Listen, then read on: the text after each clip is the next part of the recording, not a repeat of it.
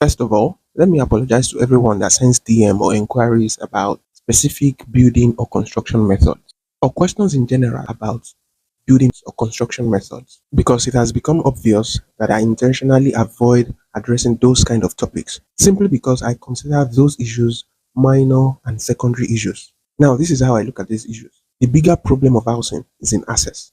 So if you can solve access, how to build, what to build becomes the least of the problem.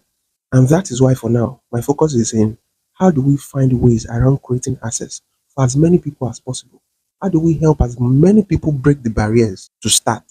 Because for those who are asking specific questions about building technology, about building methods, it means you've gone beyond access points. So I hope you see how the bigger problem is foundational and structural, and why all these flat roof or heap roof debates are really the least of our problems. Because having done what I've done for more than a decade and a half, I have seen how little changes can make so much difference, but equally how most of these rewards, most of the results of these changes don't trickle down because of social constructs, structural problems, and even self-inflicted planning problems through poor planning, poor infrastructure planning, waste in governance, and just blatant corruption.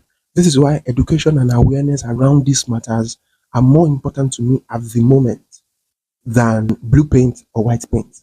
If you really look at it too, many of these personal level issues are merely products of low income, poor planning, and even sometimes just the environment that we live in. Take for example, how having a car is important to survive in Lagos. Whereas for people who live in cities with functional transportation network, where many don't even need a car, you see how the conversation would naturally shift from typical should I buy a car first or should I buy land first? So I hope this set things clear that I'm simply hoping that we can together make a difference on this big issue that is robbing us of stability, freedom, and a lot of economic potentials. I hope this helps.